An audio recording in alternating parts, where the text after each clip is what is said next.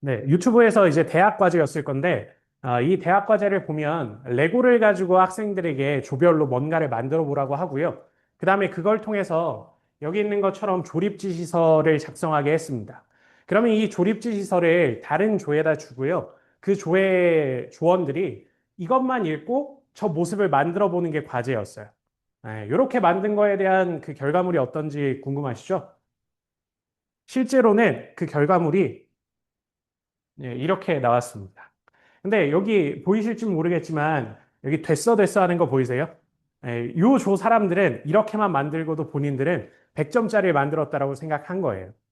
그러면 실제 영적으로 준비하는 학생들에게도 이런 비슷한 내용들이 일어나게 될 겁니다. 어떤 내용들인지 간단하게 말씀을 드리면요.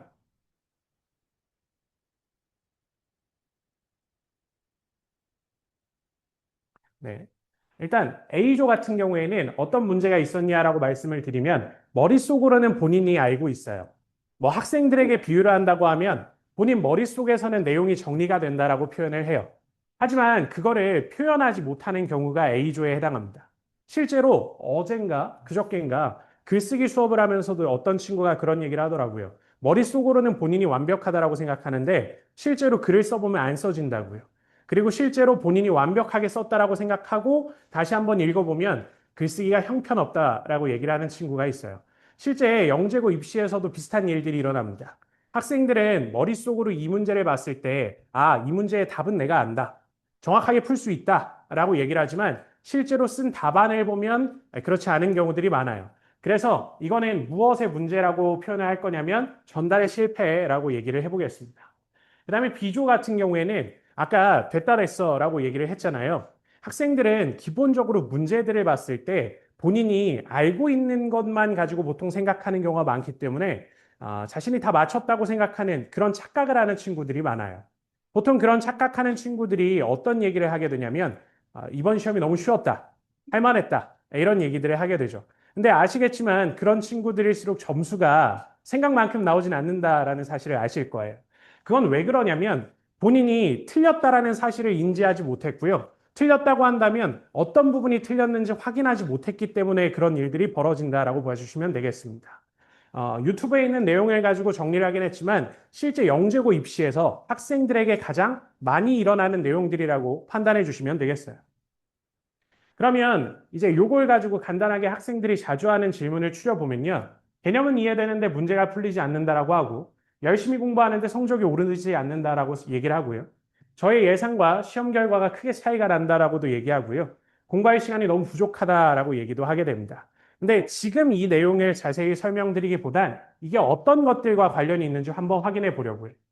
이 첫 번째 거는 전달, 표현, 이런 것들의 실패라고 봐주시면 되고요. 나머지 부분들은 어떤 부분에 문제가 있어서 생기게 되는 거냐면 확인하지 못해서라고 볼 수 있을 겁니다. 그래서 결과적으로 학생들의 질문은 전달과 확인 방법은 본인이 무엇이 잘못됐는지, 무엇을 더 채우면 좋은지, 이런 부분들에 대한 확인이 이루어지면 해결할 수 있게 됩니다. 그래서 무엇을 확인해야 되고 어떻게 확인해야 되는지를 간략하게 말씀해 드리면요. 이 주제는 기본적으로 모의고사에 대한 내용이라고 봐주시면 되는데요. 제가 과거에 냈던 프라이빗 노트와 함께하는 모의고사 문항입니다. 여기 밑줄 친 부분만 봐주시면요. 무엇인가 다른 물체를 신발에 부착하는 것은 제외한다라고 적혀 있어요. 근데 이제 학생들의 답안을 보면 여기 신발에 추가적인 물체를 추가해라고 적혀 있고요. 예. 그다음에 뭐 밑창을 뾰족하게 만든다라고 적혀 있기도 한데 어떻게 뾰족하게 만드는지 구체적으로 서술하진 않았어요. 이런 친구들이 이제 아까처럼 얘기를 하게 됩니다. 본인은 쉬었다라고 얘기를 하게 되는데 점수는 생각만큼 안 나오는 친구들이 되게 되는 거고 이거는 글을 정확하게 안 읽었으니까 당연히 역시 점수가 안 나오는 케이스라고 봐주시면 되겠습니다. 그 다음에 이 친구는 그래도 점수를 좀 줄 수 있을 텐데요. 마찰계수를 조정해야 한다. 마찰계수라는 건 물리학에 나오는 용어니까 점수를 줄 수 있겠지만 역시 구체적이지 않아요. 어떻게 조절해야 되는지에 대한 부분들이 추가되어야 됩니다. 그래서 실제 학생들의 답안을 보면 왜 확인이 필요한지 그리고 어떻게 개선해야 되는지 하는 것들이 명확하게 보이게 됩니다.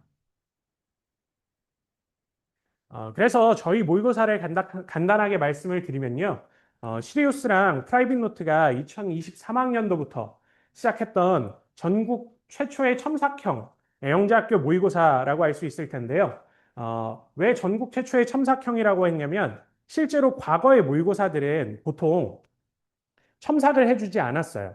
그리고 학생들에게 모범 답안도 제공하지 않았습니다. 근데 그렇게 얘기했던 근거가 무엇인 줄 아시나요? 그게 무엇이었냐면 실제로 학원들이 지금 모의고사를 가지고 이 학생들 점수를 봤을 때 어느 학교에 합격할 수 있을 것이다 우리는 얘기해 줄 수 있다. 그러니까 같은 문제를 매년 반복해서 써야 된다라고 강조하기도 하고요. 그렇기 때문에 문제 유출이 일어나면 안 된다. 그렇기 때문에 학생들이 해설지를 가져가서도 안 된다라고 얘기를 한 경우들이 많았어요. 근데 이거는 내부자적인 입장에서 한번 생각을 해보면 사실 입시 문제들은 매년 바뀌어 와요. 그래서 3년 전의 문제를 올해 가져다 쓰는 건 사실 명확한 판단 근거가 되지 못합니다. 결국에는 선생님들이 매년 새로운 문제들을 출제하고 이런 부분들에 대해서 어려움들이 있었기 때문에 그냥 문제 자체를 보호하기 위해서 유출을 방지하기 위해서 썼던 어떤 방어책이었다라고 보는 게 맞을 겁니다. 과거에 대치동의 모의고사들, 영재학교 모의고사들은 다 그런 식으로 진행이 됐었어요. 그래서 저희는 그런 문제들을 해결하고자 이제 진행을 했습니다. 결국에 학생들이 시험을 봤을 때 어떨 때 성장을 할까요? 본인의 답안을 돌려받고 모범 답안과 비교하면서 어디가 틀렸는지 확인하고 그래서 어떤 부분을 개선하고 이런 내용들이 명확하게 있어야 본인이 성장할 수 있을 거예요. 근데 과거에는 그런 부분들이 부족했던 걸 저희가 인지하고 있었습니다. 그래서 이 모의고사를 출시하게 되었고 또 역시 여기 말씀드린 것처럼 매년 문제를 새로 출제하게 돼요. 이게 새로 출제하다 보니까 좋은 점이 뭐냐면 안 쓰는 문제는 교재로 들어가게 되더라고요. 그래서 학생들에게 작년에 썼던 모의고사들은 입시 직전에 파이널의 교재로도 쓰게 해줄 수 있고요. 그뿐만 아니라 저희도 뭐 매년 트렌드를 분석하면서 그 입시 경향에 맞는 문제들을 낼 수 있는 가끔씩은 운 좋게 주제가 맞아 떨어지는 경우들도 있습니다. 그러면 이제 저희 모의고사 인원이 어떻게 변화를 했느냐라는 걸 좀 보시면요.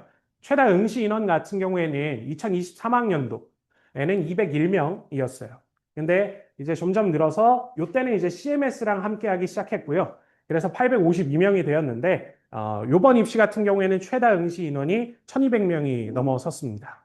그래서 이런 숫자를 보여드리는 이유는 어차피 올해도 이 정도 인원 혹은 아니면 더 늘어난 인원들이 저희 모의고사를 보게 될 텐데 전국적으로 어떤 신뢰성이 있는 타당한 그런 근거가 있는 모의고사가 된다라는 점을 말씀드리고 싶어서 이 인원 증가를 보여드렸습니다.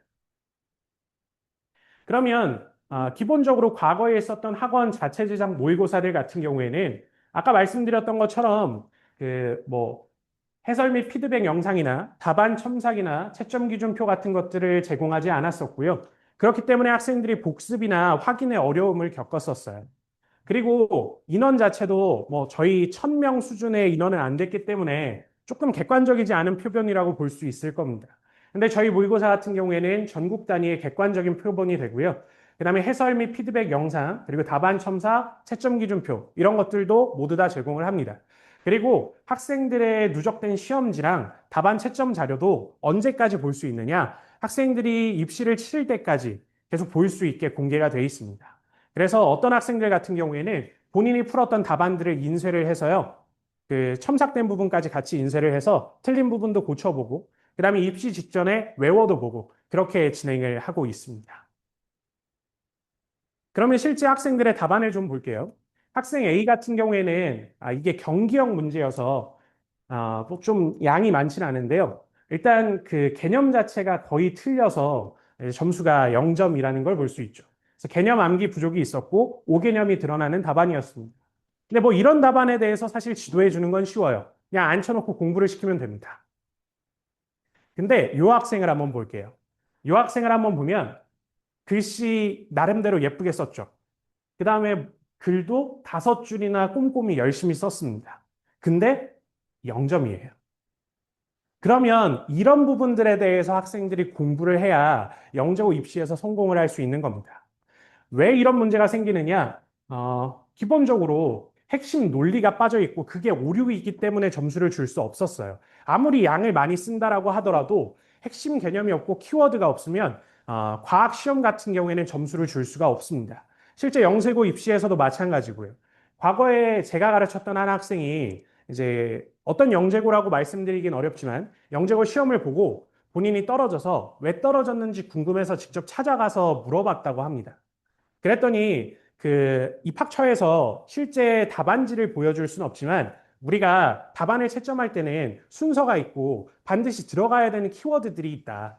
근데 학생의 경우에는 그게 없어서 0점 처리가 된 부분들이 좀 있었다라고 얘기를 해줬다고 합니다. 그래서 그 친구 같은 경우에는 실제로 뭐 공부하는 실력이 부족했냐라고 하면 그렇진 않아요. 다만 본인이 알고 있는 것을 표현하는 능력에서 부족했던 부분이 있어서 그리고 그게 시험에서 드러나서 이제 탈락했던 그런 친구라고 봐주시면 되겠습니다. 그래서 결과적으로 모의고사를 보면서 저희가 교정하고자 하는 친구들 중에 가장 큰 비중에 해당하는 친구들이 바로 여기에 있는 것처럼 본인은 맞게 썼다라고 생각을 하는데 그게 실제 문제의 의도나 아니면 꼭 들어가야 되는 키워드와 달라서 점수가 낮게 나오는 친구들을 교정해 주는데 목표가 있습니다. 그래서 이걸 수정하기 위해선 당연히 꼼꼼한 해설이 필요할 거고 채점 기준표 같은 것도 필요할 거예요. 그래서 저희의 채점 기준표는 항상 모의고사가 끝나면 공개가 되는데 이런 식으로 직접 뭐 어떤 게 있으면 몇 점, 어떤 게 있으면 몇 점 이런 식으로 정리가 되고요. 그리고 특히 내용을 썼다고 하더라도 단순히 정확한 내용 없이 정확한 논리 없이 특정 단어만 서술한 경우는 점수를 주지 않는 경우도 있어요. 이걸 통해서 학생들의 성장을 일으키려고 한다라고 봐주시면 되겠습니다. 그리고 해설 및 피드백 영상에서는 그 자료를 가져왔는데 아까 문제를 그대로 가져왔어요. 그래서 여기에 있는 내용은 무엇이냐면 학생들의 답안을 채점하고요. 공통적으로 나타나는 오류에 대해서 학생들에게 설명해 주는 부분이었습니다. 그래서 실제로 부착하지 말라 그랬는데 부착한 친구들에 대해서도 얘기를 해주고요. 그 다음에 설명해서 뭐 필요하다면 그림을 그려도 된다 이런 얘기들을 해주고 어떤 예시들을 써줘야 되는지도 정리를 해주게 됩니다. 그리고 이 프라이빗 노트 모의고사 같은 경우에는 아마 걱정하시는 분들도 많이 계실 거예요. 왜냐하면 저희가 작년까지는 CMS와 이제 제휴를 하면서 모의고사 자체도 그리고 학원에 들어오는 것 자체도 CMS와 이제 협업을 하는 관계였기 때문에 올해부터는 모의고사가 어떻게 변하느냐라고 아마 걱정하시는 분들이 많으실 겁니다. 근데 올해도 어차피 모의고사에서 시리우스랑 프라이빗 노트랑 CMS랑 모의고사 자체에서 협업은 계속 유지가 될 거예요. 근데 그렇게 얘기를 하면 결국에 시리우스에서 보는 과학 시험과 CMS에서 보는 과학 시험 혹은 뭐 타학원에 다니면서 보는 과학 시험이 동일하지 않겠느냐라고 생각하실 수 있는데 사실 이 프라이빗 노트 모의고사의 과학 총괄은 모두 다 저희가 합니다. 그래서 어떻게 총괄을 하게 되냐면요. 올해 일정이 잡히게 되면 그 문항 숫자와 그다음에 문항별 배점 그리고 문항에 어떤 주제를 내야 되는지를 먼저 다 정리를 해요. 그리고 그거를 시리우스 선생님과 CMS 선생님에게 다 배분을 합니다. 그럼 그걸 출제해서 오게 될 텐데 왔을 때 저희가 검수를 다 해요. 그래서 검수를 하면서 이 문장은 어떤 부분에 오해가 있으니까 고쳐주세요. 라든지 그다음에 이 문제에서는 어떤 그 오류가 있으니까 고쳐야 합니다라든지 하면서 모두 다 수정을 하게 됩니다. 그래서 저희 학원에서 문제를 왜 냈는지 그리고 그 문제에 대해서 어떤 부분이 포인트가 되는지를 명확하게 알고 그리고 시험이 끝나게 되면 그 부분에 대해서 학생들에게 지도를 할 수 있기 때문에 이 모의고사 자체는 저희가 총괄을 하는 그런 부분이 굉장히 이제 중요한 부분이다라고 생각해 주시면 되겠습니다. 그래서 말로만 저희가 뭐 총괄을 하고 트렌드에 맞춰서 문제를 출제한다라고 하면 사실 의미가 없을 수 있으니까요. 실제 모의고사 문제와 그다음에 입시 문제가 주제가 겹쳤던 부분들을 간략하게 설명해 드리려고 합니다. 요건 올해 나왔던 통합형 기출 문제인데요. 통합형 기출 문제의 원기둥 모양의 거울이 나왔어요. 요건 사실 제가 냈던 거고요.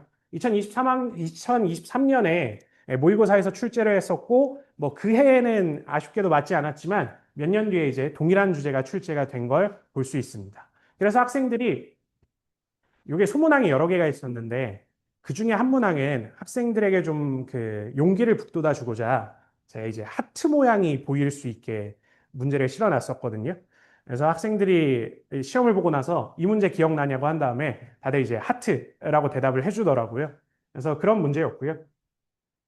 그 다음에 25년 6월에 모의고사에서 다뤘던 문제가 25년 7월에 서울에서 이제 출제가 됐었습니다.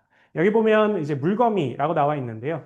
여기까지 자른 이유는 25년 모의고사라는 걸 보여드리고 싶어서 잘랐고요.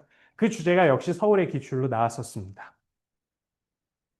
그 다음에 역시 또 25년 6월에 시리우스 모의고사에서 나왔던 주제가 25년 7월에 경기에도 나오고요. 통합에도 나오고 한국에도 나왔었는데 통합 문제만 따왔어요. 다 따오면 이제 너무 범위가 넓다 보니까 여기서는 무엇인가를 그리라고 되어 있잖아요. 예, 그 그린 거의 정답이 이 그림입니다. 예, 그래서 여기도 보면 회로도를 그리고 이게 정답인 거예요. 그래서 저희가 실제로 다뤘던 문제들이 모의고사에 혹은 다뤘던 주제들이 모의고사에 종종 나오곤 했었다라는 말씀을 드리려고 했습니다. 그러면 이제 과학의 1년 로드맵은 구체적으로 어떻게 되는지를 설명드리려고 하는데요. 일단 여기 있는 질문은 앞에 있었던 학생들의 질문과 이어지는 거라고 봐주시면 됩니다. 그래서 학생들이 개념은 이해가 되는데 문제가 풀리지 않아요 라고 하면 보통은 그냥 진짜 개념 암기가 안 됐구나라고 학생들도 생각하고 학부모님들도 그렇게 생각하셔서 어떤 책을 보면 도움이 될까요? 라고 말씀을 하세요. 근데 저희가 학생들을 분석하고 그다음에 학생들에게 주는 솔루션은 굉장히 이제 다양합니다. 이 학생이 예를 들어서 진짜로 문제와 관련된 개념이나 공식을 안 외워서 그런 일들이 벌어졌을 수 있어요. 이거는 저희가 데일리 테스트에서도 그렇고 아니면 모의고사 문제에서도 그렇고 확인을 하게 됩니다. 그럼 계속 반복적으로 그걸 풀려서 외우게 해야겠죠. 근데 예를 들어서 어떤 친구들 같은 경우에는 선생님 이게 문제가 이 뜻으로 물어보는 게 맞아요? 라고 의문을 품는 경우들도 있습니다. 그럼 그런 친구들에게는 이 문제의 의도는 무엇이고 이런 표현은 보통 문제에서 어떤 걸 의미하니까 너네는 이렇게 답안을 달아라. 그리고 새로운 문제들을 풀려주면서 이렇게 해석을 해보는 연습을 해봐라 라고 지도를 해야겠죠. 그리고 뭐 문제가 중간에 막힌다고 한다거나 아니면 뭐 알고 있는 개념 중에 어떤 걸 적용해야 할지 모른다고 한다면 당연히 모범 답안과 같은 걸 좀 통해서 정리하는 연습이 필요할 겁니다. 그리고 이제 또 생각을 해보면 열심히 공부하는데 이제 성적이 오르지 않는다라고 하면 아마 좀 극적인 발언으로는 이렇게 얘기해도 되겠죠? 열심히 안 해서다라고 표현을 해도 되지 않을까요?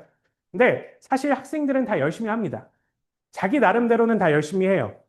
그 앞에 자기 나름대로가 붙어서 문제가 되는 겁니다. 그 보통 학생들이 그 열심히 한다라고 했을 때 한 시간에 한 문제를 붙잡고 늘어져 있는 경우들이 있어요.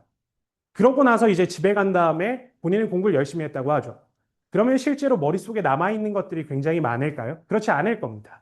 그날 배운 것들의 대부분은 잊어버리고 본인이 한 가지 고민했던 그것만 머릿속에 남긴 채 넘어갈 거예요. 그래서 그런 부분들을 저희가 체크를 해야 되는 거고요. 그 다음에 대부분의 학생들이 겪는 문제인데요. 신기한 걸 보여드리면 제가 예전에 그 모의고사 문제에서 한 문제를 냈었어요. 그 문제의 정답률이 굉장히 낮아서 한 두 달 뒤에 데일리 테스트에 그걸 살짝 변형을 해서 냈습니다. 근데 일부의 학생들은요, 이거 그때 선생님 저 틀렸어요. 하면서 그날도 틀리고요. 네. 일부의 학생들은요, 뭐라고 하는 줄 아세요? 이게 모의고사에 있었어요. 라고 얘기를 합니다. 실제로 학생들의 공부량이 굉장히 많다 보니까 그 과거에 있는 내용들을 다 세세하게 정리하지 못하고 넘어가는 경우들이 있어요.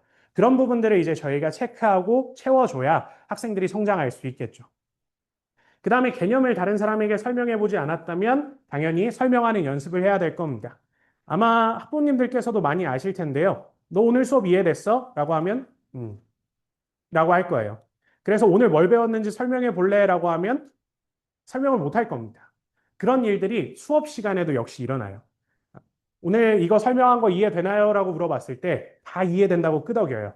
그러면 그 중에 한 명을 짚어서 다시 한번 설명해줘 이러면 그건 좀 이렇게 얘기합니다. 그래서 그런 부분들에 대한 연습도 시키면서 본인이 들은 것과 실제로 설명할 줄 알면서 아는 것을 구분하게 시키려고 합니다. 그리고 또 시험 결과가 예상과 차이가 많이 나는 경우에 대해서는 보통은 본인이 쓴 답만 보고요. 모범 답안이나 채점 기준이나 이런 거에 맞춰서 다시 고치는 연습들을 안 해봐서 그래요. 그래서 그런 부분들을 역시 저희가 체크해 주고 있고요. 그 다음에 마지막으로 이제 공부할 시간이 부족하다라고 하는 친구들을 좀 봤을 때 강점과 약점을 파악하게 하는 연습도 시킵니다. 예를 들어서 어떤 친구가요, 뭐 여기에 있는 내용들을 한꺼번에 설명을 예시를 통해서 드리면 제일 좋아하는 과목이 있을 수 있잖아요. 그러면 9월부터 12월까지는 그러지 않는데 겨울방학 때는 본인이 좋아하는 것만 파는 경우가 있습니다. 이유가 뭔지 아세요? 9월에서 12월까지 공부를 했는데 자기가 부족했던 과목들 성적이 잘 안 오르니까 단순히 눈앞에 보이는 잘할 수 있는 것들만 찾으려고 해요. 근데 그러면 더 악순환이 생기겠죠. 영재고 입시에서는.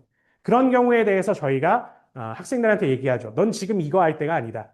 이 과목을 뭐 몇 시간 동안 하고 이 과목은 얼마로 줄여라. 이런 얘기들을 하게 됩니다. 그래서 결국에 시간 분배에 대한 것도 이제 학생들에게 안내를 해주게 됩니다. 그러면 이제 과학의 1년에 대한 전체적인 로드맵을 간략하게 말씀드리면요. 8월 10일부터 개강하는 반이 있는데 8월 10일에서 8월 30일까지는 그냥 배가라고 되어 있을 거예요. 그래서 영재고 입시를 준비하기에 조금 앞에 써서 선행 개념들이나 부족한 친구들에 대해서 저희가 3주 동안 정리를 해주는 과정이라고 봐주시면 되고요. 그 다음에 2번 같은 경우에는 8월 31일부터 1월 3일까지 진행이 될 텐데 이때 본격적인 개념 정리가 이루어진다라고 봐주시면 됩니다. 그렇다고 해서 개념 정리만 진행하는 건 아니고 실제 뭐 문제들 중에 난이도가 좀 쉬운 편에 속한다거나 풀 수 있는 또 때로 심화 문제들 같은 경우에는 일부 다루기도 합니다. 그 다음에 1월 4일부터 2월 28일까지는 방학 기간이 되죠. 그래서 교재도 한번 바뀌어서 저녁에 하는 정규 시간 교재도 바뀌어서 진행이 되고요. 그 다음에 오후 시간대에는 필수 특강이라고 해서 학생들에게 이제 다른 과정들이 진행이 되는데 과학 같은 경우에는 과학적 모델링을 하는 연습이나 지난 설명회에서 아마 말씀드렸을 겁니다. 그 다음에 이제 자료 해석 탐구 같은 그런 역량을 강화할 수 있는 주제에 대해서 이제 다루게 됩니다. 그리고 3월 1일부터 뭐 5월 9일까지로 정해놓긴 했는데 이 기간엔 한 주 당겨지거나 늦춰질 수는 있어요. 그래서 이 기간에 영재학교 기출이나 시리우스 모의고사 풀이를 하면서 준 파이널이라고 표현할 수 있을까요? 그렇게 진행이 된다라고 봐주시면 되고요. 실제로 5월 10일부터 해서 영재학교 입시 전까지는 진짜 파이널이 되어서 학생들에게 필요한 모의고사 문제들, 그리고 기출 문제들, 그리고 놓쳤을 것 같은 부분들, 배웠던 것들 중에 그런 것들을 다시 정리하는 기간이 됩니다. 그리고 7월부터 8월 초까지는 3단계 대비가 진행이 되게 되고요. 여기까지 하게 되면 학생들은 이제 영재학교 합격을 이제 바라볼 수 있게 되는 겁니다. 그래서 뭐 앞에서 이제 일정들을 말씀드렸는데 그 일정들에서 어떤 내용들을 하는지 간략하게 설명을 드리면요. 8월 31일부터 1월 3일까지 기본적으로 하는 교재는 이제 물리 교재를 실어뒀는데 이건 이제 생소한 물리 수업이라는 거고요. 여기 있는 그림만 보면 물리 같진 않죠. 근데 결국에는 과학 공부를 할 때 가장 중요한 게 무엇이냐면 통합적인 사고를 하는 게 중요하기 때문에 혹은 융합적인 사고를 하는 게 중요하기 때문에 그런 문제들도 들어있고요. 그 다음에 과학에서 이건 조금 어려운 얘기일 수도 있는데요. 가장 많이 사고하는 패턴 중에 하나가 귀납적 사고라는 게 있습니다. 자연현상을 관찰해서 무엇인가 그 결론을 도출하는 과정인 거죠. 그래서 그 과정으로 써져 있는 책들로 이제 공부를 하게 됩니다. 그리고 여기도 마찬가지로 이제 과학자가 이제 어떤 발견을 하게 된 과정들이 명확하게 들어있게 교재가 서술되어 있습니다. 그래서 이 교재들만 읽어도 학생들이 과학자들이 생각하는 방법을 그대로 정리할 수 있도록 저희가 준비를 하고 진행을 하고요. 이외에 당연히 문제풀이도 함께 진행은 됩니다.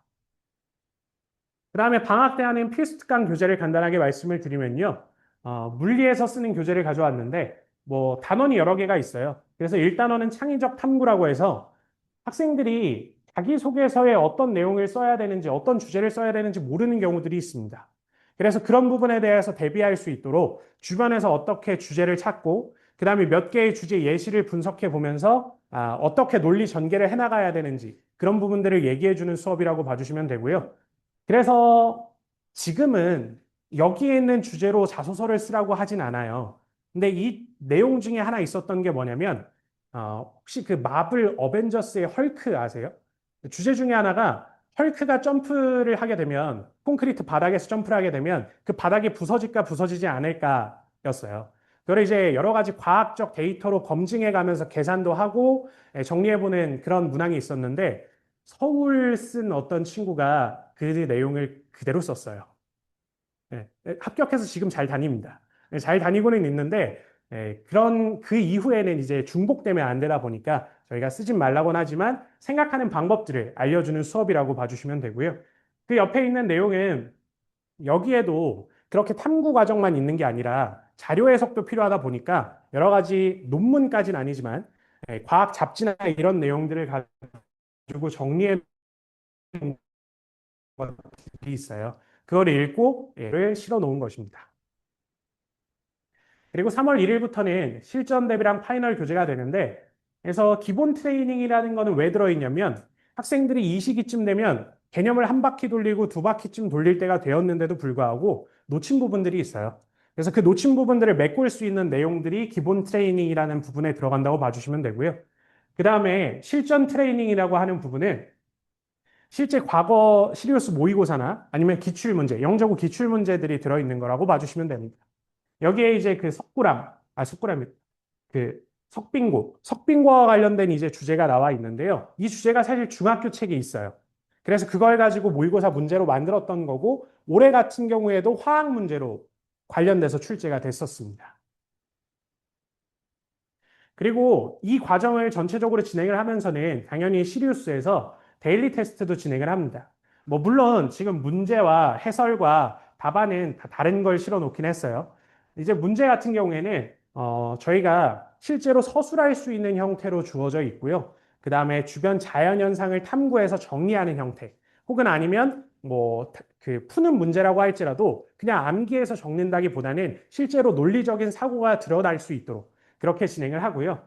그에 맞게 해설도 자세하게 해설을 주고 그 다음에 어떤 부분에 채점 기준이 들어가는지도 설명을 해줍니다. 그래서 매주 확인하고 이런 절차들을 거치게 된다라고 봐주시면 돼요. 그리고 학생들의 답안을 이제 첨삭을 해서 다시 돌려주게 됩니다. 그러면 이제 전체적인 일정에 대해서도 좀 말씀을 드리려고 하는데요.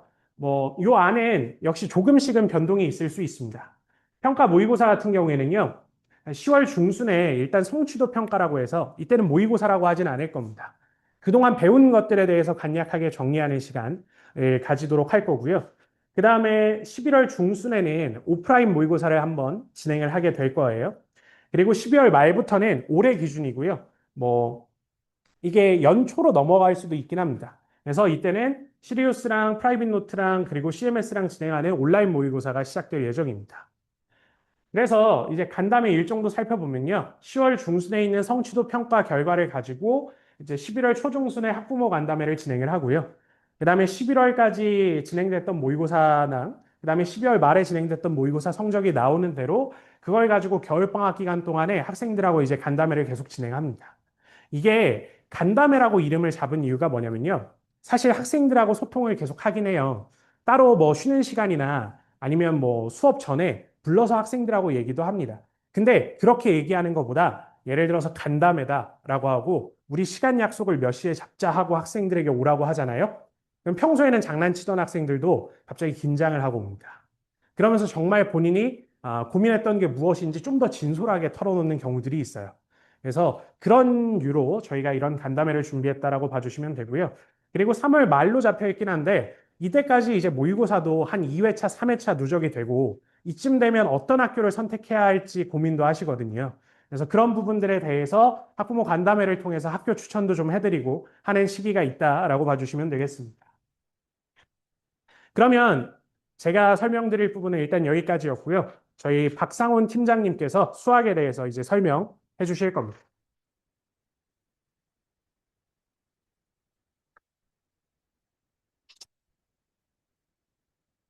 네. 안녕하세요. 네, 시리우스 영재고 수학팀 팀장을 맡고 있는 박사원입니다. 반갑습니다. 음, 자, 당연히, 시리우스의 영재고반은 과학하고 수학이 종합반 형태로 이루어지기 때문에 아까 본자님께서 말씀해주신 그러한 내용들이 수학과 과학에 공통적으로 적용이 돼서 1년 동안 학생들을 이끌고 가서 영재고 합격에 이르는 그런 과정을 거치게 되는데, 저는 좀 더 수학에 집중된 내용으로, 어떻게 수학을 공부하고 학습해야 영재고 입시에서 성공할 수 있는지 그런 부분에 초점을 맞춰가지고 간략하게 말씀을 드리도록 하겠습니다. 어, 네, 먼저 영재고 입시가 지금 끝난 지가, 물론 캠프가 아직도 진행 중이고요.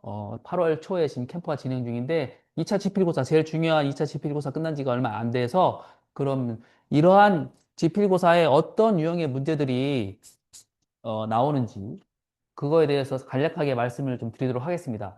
영재고 입시 혁신 변화의 흐름이라고 이렇게 써놨는데, 단순 선행 지식의 습득 여부 대신에 중등 교육 과정의 개념을 기반으로 하는 깊이 있는 창의적 사고력을 종합 평가한다 이렇게 되어 있습니다. 제일 중요한 거는 중등 교육 과정일 거예요. 아무리 넓힌다고 해도 고등 교육 과정은 나올 수가 없게 되어 있고, 좀 이따가 제가 자세히 설명 더 해드리겠는데, 이러한 내용을 바탕으로 해가지고 수학적 영역을 약 네 가지로 KMO가 이런 형태로 지금 치러지고 있죠. 기하, 정수, 대수 조합 이렇게 치러지고 있는데, 영재호 입시에서는 정수하고 대수는 일반적으로 좀 한 대 묶어가지고 얘기를 하는 편입니다. 그래서 기하에서는 논증기하, 중등 심화의 내용을 둔 논증기하 문제가 주를 이룬다고 보시면 되겠고요.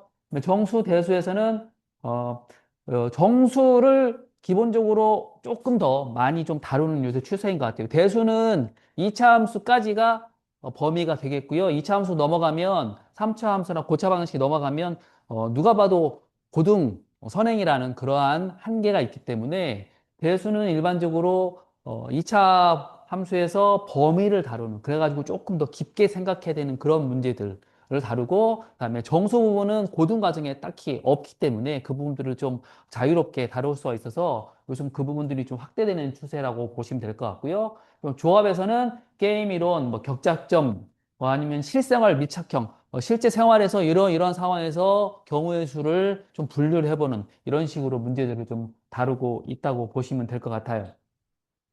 자, 그러면 이번에 기출문제, 이번에 시험 한 달 전에 본 그 기출 문제들 가지고 어떤 문제들이 출제됐는지 간단하게 한번 살펴보도록 하겠습니다. 지금 영역별로 뭐 많은 문제들이 있는데 영역별로 한 문제 정도만 가지고 이러한 문제들이 출제되었고 이런 어떠한 유형인지만 살펴보면 지금 경기과학고 영재성 검사 1 시험지 1교시에 8번 문제인데 이거 마지막 문제였는데 서술형 8점짜리 굉장히 그 배점이 좀 큰 문제였습니다. 이거 뭐 그렇게까지 많이 어렵지는 않지만 그래도 학생들이 많이 고민을 했었어야 되는 문제인데 약수 배수에 대해서 심화학습이 필요한 문제고요. 만약 그게 안 돼 있으면 약수 배수를 생각한다 하더라도 논리적으로 끝까지 마지막까지 정답에 이르기가 쉽지 않고 합동식 이거는 중등 교과과정엔 없기는 하지만 합동식을 배우면 좀 더 쉽게 접근할 수 있는 그런 문제. 그러니까 경시를 한 학생들한테 훨씬 더 유리한 문제였다고 그렇게 할 수 있겠고요.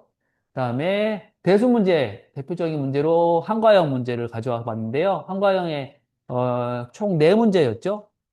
한과형은 1번, 2번, 3번, 4번 네 문제인데 3시간 동안 보는 시험입니다. 그래서 이 2번 문제 하나만 해도 굉장히 많은 시간을 소요를 해야 되는 거고요.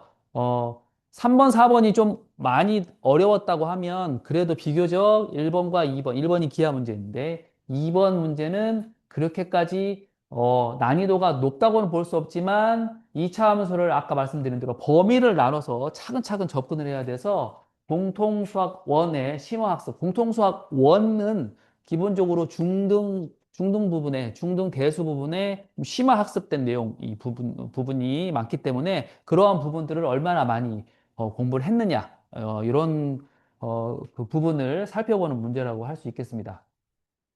그 다음에, 네, 기하 문제를 살펴보겠는데요. 이게 서울과학고는 1번부터 6번까지 6문제가 출제됐었는데, 그 중에 6번 문제, 제일 마지막 문제이고요. 배점은 28점으로 제일 높았습니다.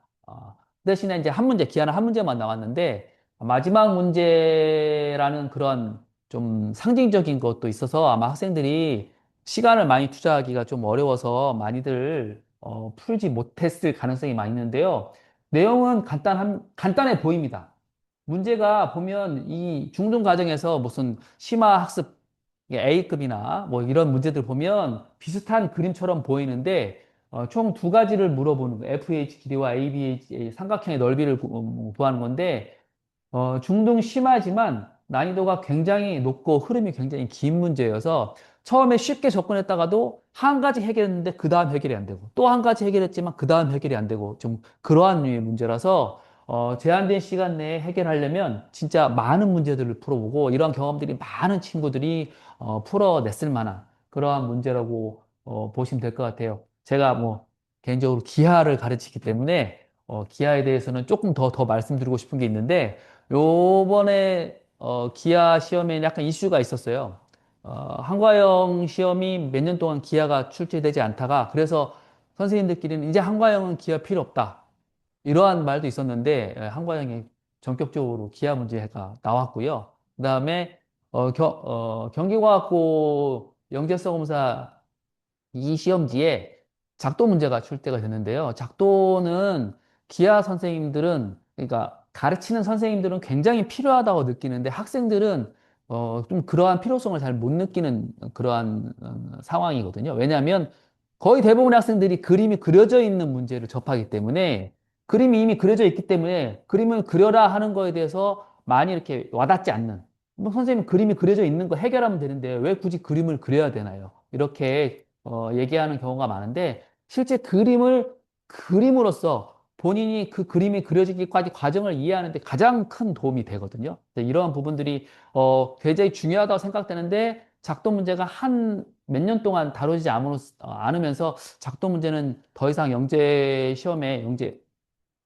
시험에 출제되지 않는지 그런 부분에 대해서 조금 좀 지켜봤었는데 이번에 정통 작도 그러니까 진짜로 예전에는 뭐 종이접기라든지 작도를 변형한 문제들이 나왔었는데 경기과학부에서 작도하여라 네 문제나 나왔었거든요. 네 문제나 나와서 작도하여라 이렇게 나왔었기 때문에 이러한 것들 이걸 보면서 또 하나 느끼는 거는 항상 영재고 입시는 절대로 한쪽 부분을 포기하고 이쪽 부분을 안 나올 거다 예상하면 안 된다는 거 이번에 좀 더 새롭게 느낀 계기가 되지 않았나 생각됩니다.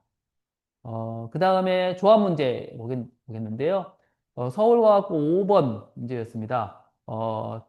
우주선이 주차하는 그러한 문제인데 굉장히 뭐 얘기를 재미있는 상황처럼 풀어냈지만 문제는 뭐 쉽지 않은 문제입니다. 단순 공식화가 아닌 조합적 의미를 통한 식을 구하는 연습이 많이 필요한 문제인데 이게 실제로 2021년도에 서울과학고 기출문제인 희망좌석이라는 문제가 있는데 그 문제랑 많이 이렇게 다르지는 않은 문제예요. 그런데 역시 마찬가지로 이러한 문제들을 많이 다뤄보고 자료에서 경험이 많이 풍부해야만이 풀어낼 수 있는 아마 시간도 많이 소요되고 꽤나 학생들이 어려움을 겪을 만한 그런 문제였습니다. 이게 요즘 서울, 경기, 한과형 문제의 추세들인데 과로 문제들이 여러 개 나옴으로써 1번은 빨리 해결할 수 있지만 2번은 좀 더 어렵고 3번은 정말 많이 시간이 소요되는 이런 문제들이 많이 출제가 되고 있고요. 자, 그러면 이런 문제들을 풀어내서 영재고 입시를 통과해서 영재고에 합격을 해야 되는데 그럼 수학에서 이런 문제들을 풀어내려면 어떻게 공부를 해야 되는지에 대해서 제가 설명을 좀 드리도록 하겠습니다.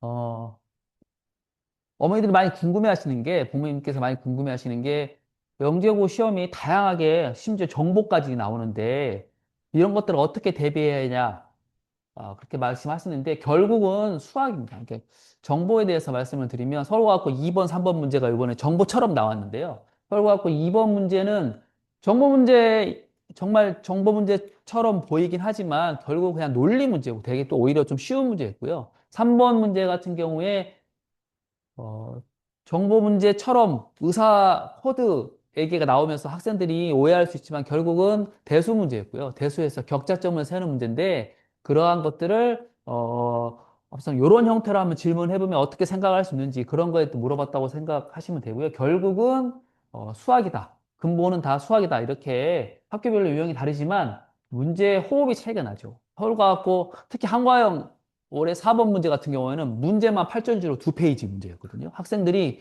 복기를 거의 못한. 왜냐하면 문제 양이 너무 많아서 정확하게 문제에 나온 숫자도 많고 글도 많아서 문제를 어떤 문제가 나왔는지 해봐라 그랬는데 그거 기억이 안 난다고 한 그런 문제 이렇게 출제가 될 정도로 학교별로 이렇게 흐름은 굉장히 길지만 결국은 수학적 사고를 기반으로 한다. 결국은 수학을 잘하는 학생들이 풀어낼 수 있는 거라고 이렇게 보시면 될 것 같아요. 여기 또 알았지만 정보, 논술을 다 학생들이 물론, 어, 논술이라는 게 조금 필요하다라는 그런 부분으로 다가오는 부분들이 뭐냐면 학생들이 수학을 잘하고 수학 문제 줄 때, 수식으로 줄 때 잘 푸는 학생들 있거든요. 근데 문제량 요새는 이제 영재고 시험이 문제가 길죠. 서울과학고 시험, 뭐 경기과학도 시험도 마찬가지지만 문제만 한 페이지짜리 나오면 학생들이 두 줄, 세 줄 읽다가 흐름을 그래서 무슨 말인지를 몰라. 그래가지고 그런 문제를 풀으라고 했을 때 학생들이 가장 자주 하는 질문이 선생님, 이게 무슨 뜻이에요? 수학 문제를 풀으라고 했더니 자꾸 선생님한테 해석을 해달라고 하고. 이런 부분 되게 중요하거든요. 많은 부모님들이 생각하시겠지만 보통 책을 많이 읽어야 된다 얘기합니다. 근데 맞는 얘기거든요. 책을 많이 읽어서 그런 부분들이 이렇게 여러 가지 긴 지문을 읽는 게 그렇게 낯설지 않은 학생들이 잘 풀어내기도 하는데 뭐 그렇다고 단기간 내에 영재고 수학 준비해야 되는데 너 책 읽어라 할 수는 없으니까 결국은 수학 그 와중에 좀 그런 부분이 부족한 학생들은 의지적으로 그런 부분 해결하고자 여러 가지 활동을 좀 하는 것도 도움이 되겠지만 결국은 수학적인 능력, 수학적인 논리를 키우는 게 가장 중요하다고 생각하시면 될 것 같아요. 그 다음에, 이 부분도 굉장히 많이들 궁금해 하시는 건데, 진짜 중등 범위만 출제되는 게 맞느냐? 선행해야 되는 거 아니냐? 선행을 많이 한 학생들한테 유리한 거 아니냐? 이렇게 말씀하시는 부분들이 많습니다. 2020년 11월에 영재학교 과학고 입학 전형 개선 방안 발표, 그 후에 지금 영재학교 입학 전형 영향 평가, 이런 평가를 하거든요. 실제 문제들이 중등 범위에 어디에서 출제됐고 중등 범위에서 나온 퍼센테이지가 얼마나 되느냐 이런 것들이 평가를 하기 때문에 중등 범위로 출제 범위를 한정하는 게 맞습니다. 그래서 아까 말씀드린 대로 대수에서는 3차식이라든지 고차 방정식이 나오면 안 되고요. 집합이란 개념, 집합 고등학교 1학년 과정에 나오죠. 집합이란 개념이 안 나옵니다. 나오면 안 됩니다. 그래서 명확하게 고등이라고 할 수 있는 범위는 안 나옵니다.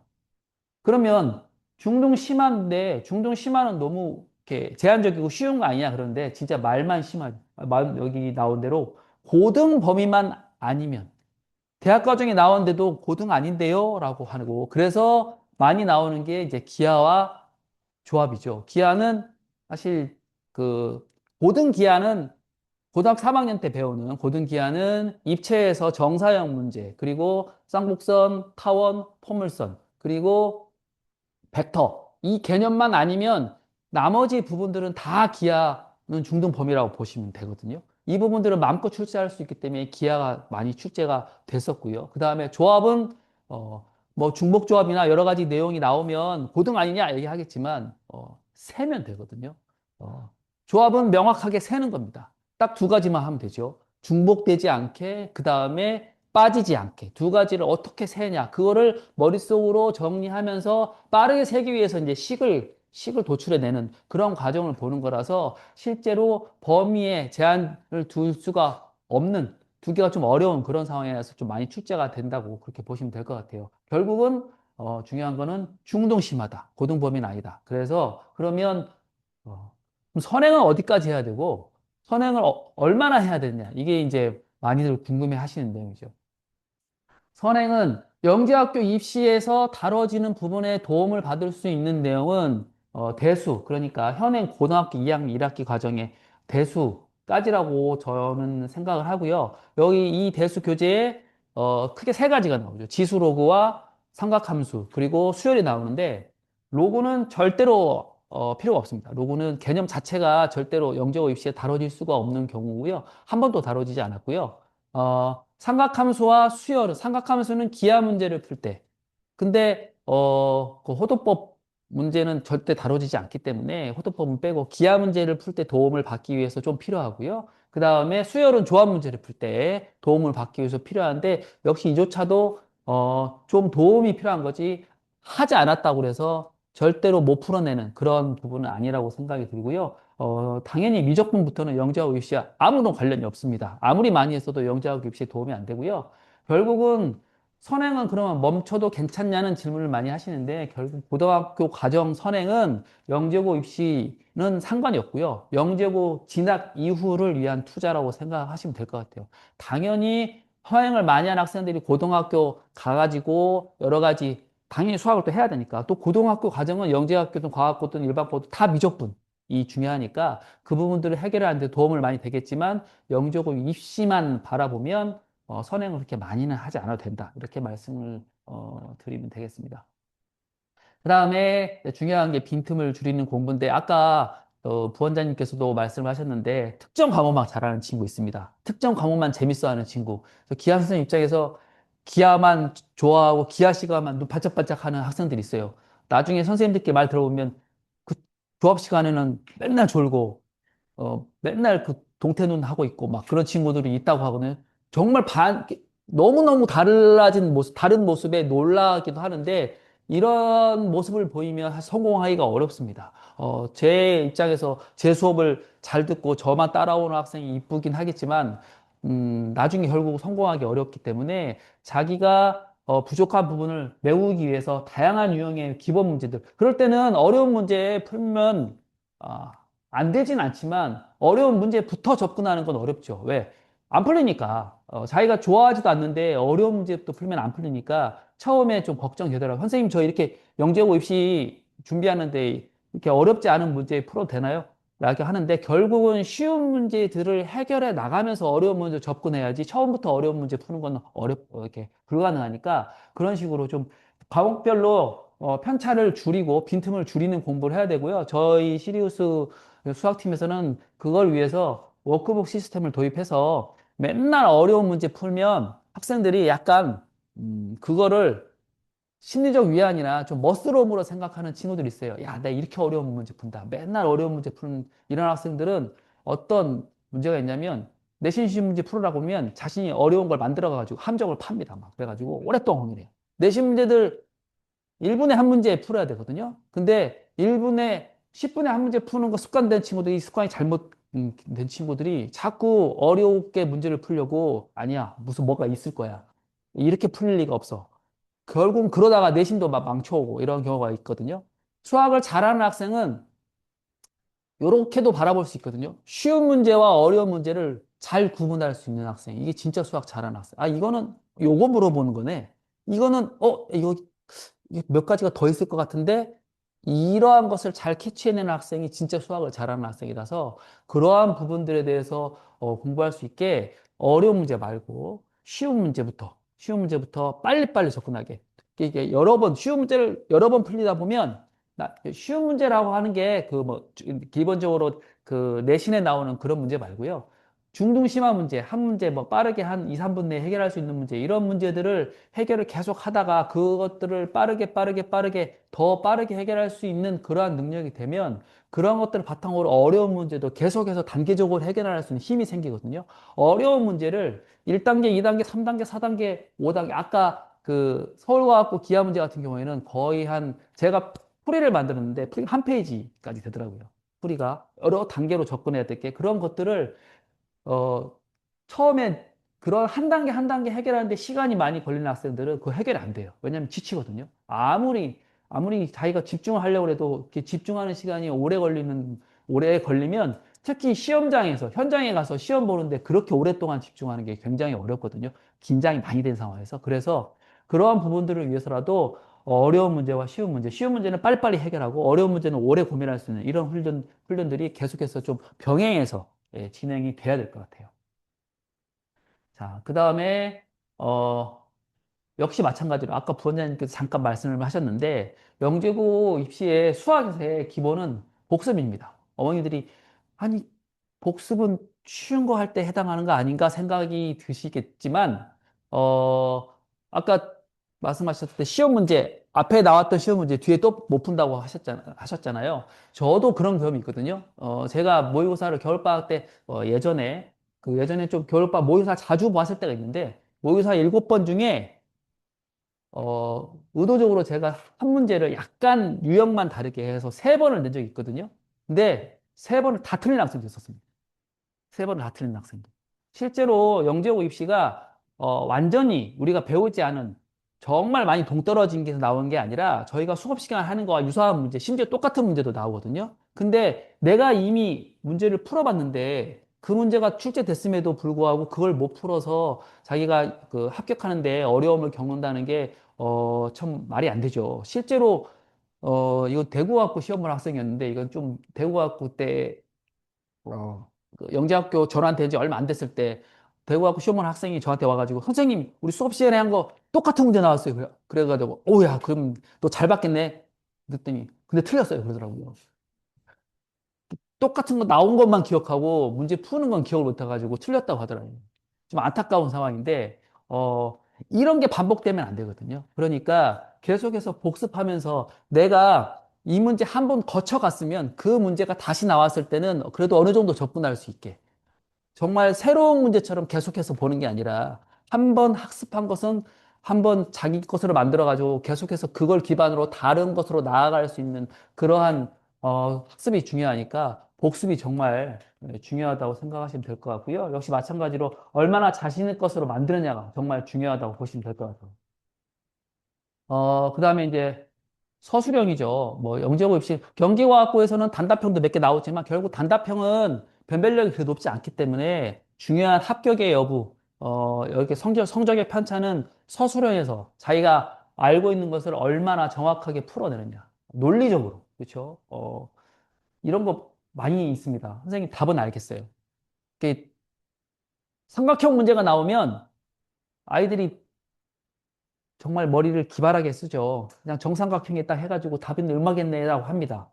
근데 정확하게 풀어내려면 일반적인 삼각형에서 그게 어떻게 성립하는, 항상 왜 그 숫자여야만 되는지, 그런 상황이어야만 되는지를 풀어내는데 자꾸 이런 식으로 접근하는 학생들은 이쪽, 그러니까 정확하게 그걸 논술해낸, 논리적으로 설명하는 게 좀 어려움을 경우가 많아요. 그래서 평상시에서 계속해서 그런 훈련들을 해야 되는데, 잔대가리라고 하죠. 잔대가리라고 하는데, 정말 정답만 맞추는, 잘 맞추면, 그리고 뿌듯해하고, 선생님이 저 정답 맞았어요. 그러면 설명해봐. 그러면, 그건 안 되겠는데요? 라고 하는 학생들이 많습니다. 그래서 그러한 부분들을 처음부터 학습하면서 계속해서 고쳐 나가기 위한 그러한 훈련들이 필요하다고 보시면 될 것 같아요. 이거는 사실 수학만 해당하는 내용은 아닌데 저는 굉장히 중요하다고 생각이 드는 건데요. 여러 학생들을 가르치다 보면 정말 많은 유형의 학생들이 있습니다. 근데 제일 중요한 거는 공부 루틴을 지키기. 이거는 목표의식이 좀 있어야 가능한 거거든요. 목표의식이 처음부터 흔들리는 학생이 있죠. 나 영재 아닌데? 부터 시작해가지고 내가 할 수 있을까? 영재학교 좋긴 한데, 아니면 이런 경우 있죠. 등 떠밀려 온 경우. 엄마가 가랬어요. 영재학교 저는 모르겠어요. 엄마가 가래요. 이런 경우에는 사실 오래 공부하기가 어렵습니다. 반대로 영재학교 입시에 대해서 뚜렷한 목표를 가지고 있으면 이 학생 흔들리지 않는 경우가 많아요. 흔들리는 경우가 많습니다. 그리고 제일 중요한 건 저는 이제 공부 습관이라고 생각이 드는데 학생들이 공부 습관이 안 되어 있으면 아주 사소한 거에 흔들립니다. 정말 가르치다 보면 학생들이 결석하는 사유들 다양한데, 제일 어이없는 게 그거죠. 컨디션이 안 좋대요. 컨디션이. 그럼 저도 생각하죠. 나도 컨디션은 안 좋은데. 나는 항상 가르치는데. 반대로 학생들도 그 배우는 게 직업이라고 할 수 있으니까. 그게 기본이 돼야 되는데, 아픈 것만 찾죠. 오늘은 어디가 아픈 것 같은데, 뭐, 왼쪽 새끼 발가락이 아픈 것 같은데, 엄마 하고 못 가겠어요. 이러한, 이렇게 비유적으로 말하자면, 이러할 정도로 학생들이 자꾸, 안 하는 방향만 찾는. 내신 시험만 보면, 나 보상을 받아야 돼. 그래서 좀 쉬어야 돼. 이러한 친구들이 있습니다. 이러한 친구들은 사실 성공하기가 굉장히 어렵거든요. 제가, 경험한 친구 중에 얼마 안 됐는데, A라는 학생이라고 할게요. 이 친구가 굉장히 수학적인 머리가 굉장히 뛰어난 학생이어서 제가 중학교 1학년 11월 달부터 제가 가르쳤는데 이 학생이 중등 심화 정도만 하고 왔어요. 경시 하나도 안 한 상태에서 11월 달에 와서 그 다음에 KM 5월 달에 볼 때까지 딱 6개월 학습하고 KM 은상 받았거든요. 굉장히 짧은 기간 안에 굉장히 큰 성과를 이루는 건데 사실 1년씩 공부해도 KM 동상 받기가 쉽지 않은데 이 친구 굉장히 영특한 친구였어요. 근데 이 친구 지론이 그래요. 저한테 대놓고 말했거든요. 저는 놀아야 돼요. 저는 놀아야 돼요. 당연히 캠 원상도 받고 잘하기 때문에 영재고반에 들어와서 공부했는데 영재고반 1년 공부하면서 중간에 3번을 그만뒀습니다. 내신 한 번 보면 자기 놀아야 된대. 그래서 그만둔다. 그러고 나서 일주일도 안 돼서 다 나타납니다. 그냥 불안하겠죠? 놀 만큼 놀고 했으면 다시 옵니다. 그걸 3번을 반복을 했어요. 당연히 중간에 계속해서 그 어머님하고 제가 통화하는데 굉장히 많이 어려움을 겪었거든요. 결과적으로 실패했습니다. 이 친구, 저는 서울과학고 갈 줄 알았어요. 근데, 서울과학고를 지원하지 않았고요. 성적이 안 돼서. 다른 일반 공동형을 넣었는데, 그마저도 뭐 떨어졌습니다. 2차로 붙었는데 아마 2차에서 간신히 붙은 것 같아요. 그래가지고 결과적으로 떨어졌고요. 이제 B라는 학생이 같은 반은 아니었는데 굉장히 둘이 친했거든요. B라는 학생은 둘 다 여학생이었는데 이 B라는 학생은 경시를 한 번도 하지 않았고요. 2학년 초부터 영재학교 그냥 할까 말까 고민하다. 근데 이 친구는 굉장히 우직하고 굉장히 듬직한 그냥 공부를 열심히 한, 그냥 루틴이 공부였어요, 이 친구는. 대신에, 수학적인 머리가 그렇게 뛰어나지 않아서 어려운 문제를 처음 봤을 때 풀어내는데 굉장히 어려움을 겪어서 영재고 입시 처음부터 하면서 여러 번을 울었어요. 진짜. 너무 자주 울어서 이제 그만 울어라 할 정도로 여러 번 울고 본인이 굉장히 어려움을 겪었다고 생각했는데 이 친구는 결과적으로 영재고 학교에 합격했습니다. 이 친구는 다니고 있어요. 지금 2학년인데. 여기에서 보면 수학적인 머리 당연히 어머니들도 그렇고 주위에서 영재라고 불리울 정도의 학생들이 갈 수 있는 가능성이 많은 건 맞지만 결국은 공부를 얼마나 열심히 하느냐. 여기 엉덩이의 힘이라고 돼 있는데 얼마나 루틴을 지켜가면서 공부를 열심히 하느냐에 따라서 입시의 결과가 더 드러날 수 있다는 거. 그렇게 생각을 해주시면 좋을 것 같아요. 어떠한 환경에서도 지켜야 하는 자신만의 공부 규칙. 컨디션이 안 좋아도 하고요. 어, 왼팔이 아프면 오른팔로 공부하면 되니까. 그쵸? 그쵸? 왼팔 기부 쓰는데 학원을 왜 안 오는지 잘 모르겠어요. 예, 그런 친구들이 굉장히 너무 많아서. 자, 그러면 이제 이러한 공부를 시키기 위해서 시리우스 영재고 수학팀에서 어떻게 프로그램을 준비하고 있는지 간략하게 설명을 드리겠습니다. 당연히 과학과 마찬가지로 정규 교재와 아까 잠깐 말씀드린 워크북 시스템을 도입을 해서 계속해서 그런 교재를 통해서 학습을 하고 교재는 좀 이따가 다시 한번 자세하게 좀 설명을 드리도록 하겠습니다. 그다음에 위클리 테스트 통과할 때까지 복습이 중요하다고 아까 말씀드렸죠. 위클리 테스트는 복습을 시킬 겁니다. 학생들이 복습을 안 시키고 쭉 나가면 그냥 오늘 수업 재밌었어요 라고 하고 머릿속에서 바로 밀어내버리고 다른 거 하려고 해요. 그래서 계속해서 위클리 테스트를 통해서 복습해가지고 그걸 자기 것으로 담아내는 그런 과정들을 1년 내내, 1년 내내 학습하면서 계속 지켜나갈 거고요. 그 다음에 정기평가를 통한 반편성하면서 동기부여. 다음에 다민조를 통해서 이 학생이 얼마나 계속해서 발전을 하면서 아니면 흐름이 좀 안 좋게 지나가다든가 누구나 다 이 슬럼프는 겪거든요. 1년 내내 좋은 그 환경, 좋은 컨디션을 유지하는 환경은 별로 없기 때문에 이러한 것들도 같이 극복해 나가는 그러한 과정을 담임제를 통해서 하려고 하고 있고요. 그 다음에 클리닝을 이용한 질의응답. 단톡 이게 질문하고 답변 받는 거 되게 중요한데 학습하면서 질문하라고 해도 눈치 보여서 못할 경우가 많거든요. 그래서 어, 카톡으로라도 질문을 해라. 이렇게 얘기를 하고요. 실제로 하는 학생들은 열심히 하고, 제가 예전에도 지금 항상 어떤 학생은 3시 반에도 질문을 해서, 제가 질문은 2시까지만 받겠다. 이렇게 얘기한 적도 있는데, 이렇게 열심히 질문하고 답변을 하다 보면 바로바로 해결할 수 있는 그러한 힘이 사실 나중에 자기 것이 되는 거니까, 이러한 과정도 계속해서 반복을 하면서 공부를 해나가도록 하겠고요. 그다음에 뭐 이것들은 당연히 종합반으로서 과학과 수학 선생님들이 입시 관리 분석, 포괄적인 성적 관리 이렇게 해 나갈 예정입니다. 과학도 1년 로드맵 말씀드렸는데 시기적으로는 당연히 종합반이기 때문에 똑같습니다. 대신에 약간 다른 것만 말씀을 드릴게요. 수학이 8월 10일에 개강을 해서 8월 30일까지 본격적으로 영재 수학 교재 1권이 들어가기 전에는 기출문제를 풀어보면서, 아, 이런 문제들이 나온다. 이런 문제를 풀려면 어떤 식으로 접근을 시작해야 된다. 당연히 어려워서 못 풀 겁니다. 지금 기출문제를 딱 줬을 때 푸는 학생이 영재고반에 있을 필요 없겠죠. 영재고를 합격했겠죠. 그쵸? 예.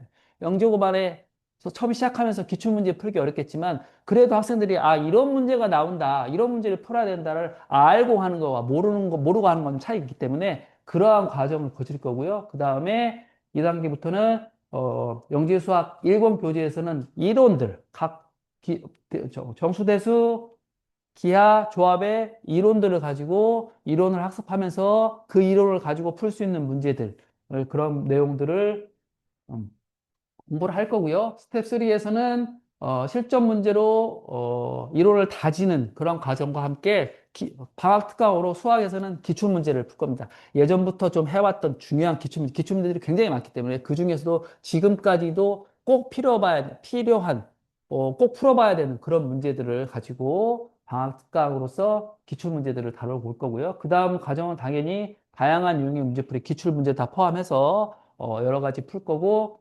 5월 초부터는 학교별로 아무래도 서경화는 좀 흐름이 긴 문제들, 지문이 길고 흐름이 긴 문제 다음에 오랫동안 고민해야 되는 그런 문제들을 위주로 학습을 할 거고요. 올해 공동형 출제 유형으로 봐서는 공동형은 약간 흐름이 짧고 문제가 더 많아졌죠. 예전에는 7문제였는데 지금은 올해 처음으로 10문제가 되면서 학생들이 굉장히 당황을 하고 그 다음에 괄호 문제도 공동형도 3번까지 다루는 경우가 많았는데 올해는 당연히 그 똑같았기 때문에 문제 수가 늘면서 괄호 문제는 2번까지만 출제가 됐었거든요. 그래서 이러한 거에 맞게 비슷한 유형들의 문제. 그 다음에, 또, 또, 올해도 작년에 처음으로 영재고에서 그림이 없는 문제가 출제됐거든요. 지금까지는 계속 다 그림이 있는 것만 출제됐는데, 그 다음 공동형에 올해는 기하가 3문제 나오는데 그림이 없는 문제가 2문제가 나왔습니다. 그래서 이제 그 흐름에 맞게 영재고반에서도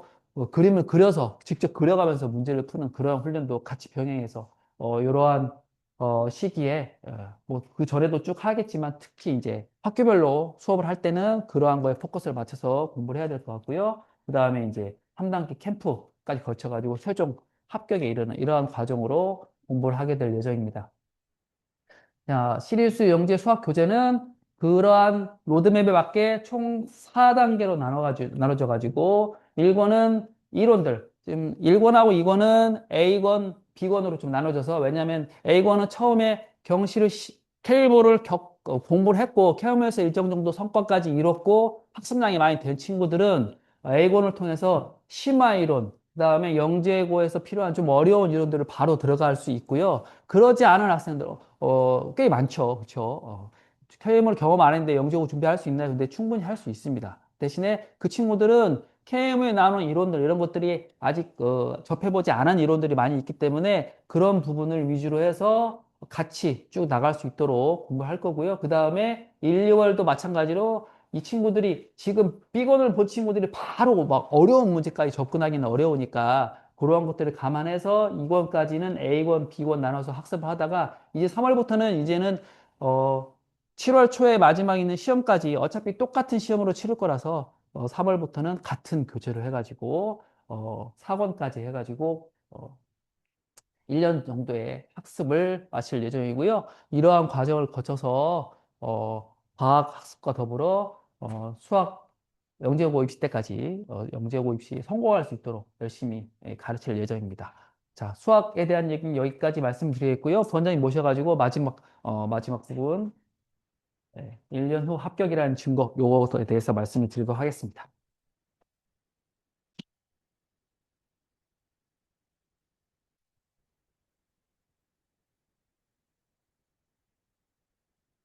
네, 이제 마무리 단계인데요. 학생들 사례를 조금 더 구체적으로 보여드리면 좋을 것 같아서 네, 준비를 해왔습니다. 뭐 학생들을 나름대로 이제 정리를 해보면요. 학생들마다 강점은 다 다르고요. 그 다음에 이제 약점도 다 다릅니다. 그러니까 학생에 따라서 맞춤 솔루션이 필요하겠죠. 일단 답안을 보면서 설명드릴 건데요. 이 학생 답안 기억나시죠? 아까 봤던 그 학생입니다. 이 친구는 실제로는 배경을 설명해 보면 물리대회에서도 좋은 상을 탔었고요. 그 다음에 숙제도 단 한 번도 빼먹지 않고 했고, 그 다음에 뭐 복습도 열심히 했던 친구예요. 근데 그런 친구라고 할지라도 모의고사를 보면 어려움을 겪게 됩니다. 그래서 처음에는 어떤 걸 써야 될지, 어떤 논리를 써야 될지 헷갈렸기 때문에 이제 점수가 작게 나왔었고요. 그래서 이 부분에 대해서 뭐 채점 기준은 어떻고 어떤 키워드로 접근을 해야 되는지 이런 얘기들을 좀 했었습니다. 그래서 계속 교정을 하다 보니까 결과적으로 보면 뭐 내용도 더 많이 맞추게 되고 최종 합격을 할 수 있었던 친구고요. 아마 지금 가서도 잘 하고 있는 걸로 알고 있습니다. 그 다음에 이제 두 번째 학생 같은 경우에는 어, 보통 학부모님들이 생각하기에 머리는 좋은 학생이라고 생각하실 거예요. 근데 이게 학생들이 모든 능력을 다 갖는 게 아닌 게 머리는 좋은데 성실성이 떨어지던 친구였어요. 그래서 뭐 문항은 다르긴 하지만 답안 쓰는 것만 봐도 비교가 되죠. 이 친구는 본인이 틀리더라도 최대한 논리적으로 무엇인가 쓰려고 한다면 이 친구는 그냥 아는 것만 빠르게 쓰고 모의고사도 보고 말자라고 하는 친구였어요. 그래서 실제로 과제도 자주 안 해와서 혼나기도 하고요. 그 다음에 뭐 복습도 안 해서 맨날 혼나고 그렇게 공부를 해서 이제 향상이 돼서 합격했던 친구고요. 그다음에 이 친구도 아까 보였다시피 이제 경기에 합격한 친구인데요. 특정 단원들에 대해서 사실은 좀 어려움이 있었습니다. 학생들이 입시는 길다 보니까 책을 처음부터 끝까지 본다고 하면 다 기억 못하는 건 아니거든요. 중간중간 빠져 있는 부분들이 있을 거예요. 그래서 그 부분들을 모의고사나 저희가 뭐 1년치 모의고사를 내놓는다고 했으니까 그래서 그런 부분들, 빠진 부분들을 체크를 해서 이제 세우는 연습들을 시켰고요.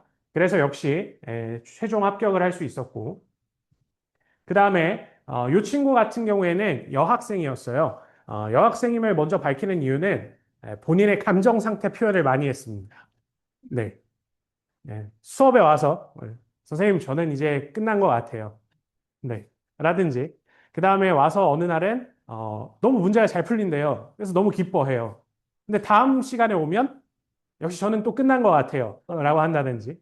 이 감정 기복이 좀 심했었어요. 근데 그렇게 표현했던 이유가 뭐냐면 이 친구가 다른 친구들에 비해서 선행 개념이 좀 많이 부족했었습니다.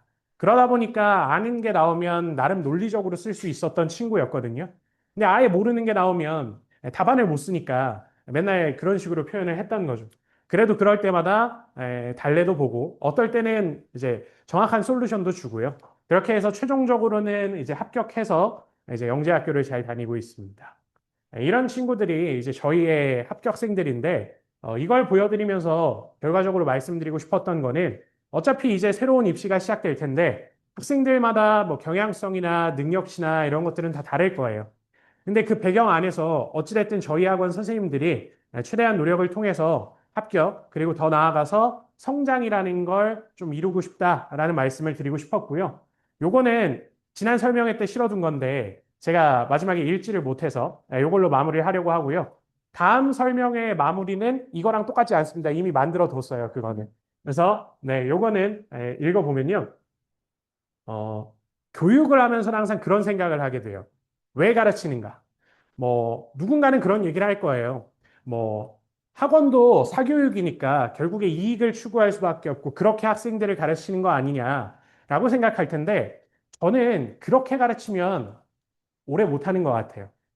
그러면 어떻게 해야 학생들을 생각하면서 오래 할 수 있냐라는 걸 봤을 때 교육은 결국 성장인 것 같거든요. 이 학생이 변화하고 커나가고 이런 모습들을 관찰하는 데서 보람을 느끼지 않으면 결과적으로 오래 할 수 없습니다. 그래서 그런 부분들에 대한 마음을 여기다 실어뒀고요. 아마 학부모님들도 공감하실 텐데, 뭐 사람의 인생이 어떻게 될지 모르는 거니까 앞으로 살다 보면 학생들이 최대한 어려움을 겪지 않길 바라시겠지만 어떤 어려움이 나타나도 쉽게 쉽게 극복해 나가고 살아갈 수 있는 게 아마 바람이지 않을까 싶습니다. 저도 학생들을 보면 그런 생각이 들어요. 지금 오늘 뭐 예를 들어서 모의고사 성적이 떨어져서 울고 있는 친구가 있을 수도 있고, 그 다음에 아까 그 학생처럼 체념하고 수업을 듣는 친구들도 있을 텐데 오늘 하루하루 견뎌낸 것들이 시리우스에서 함께했던 그 시간들이 미래에 어떤 어려움이 오더라도 학생들이 극복하는데 좀 기초가 될 수 있도록 그런 기반이 될 수 있도록 가르치는 게 저희의 목표라고 봐주시면 되겠습니다. 여기까지 설명해 들어주셔서 감사합니다. 감사합니다.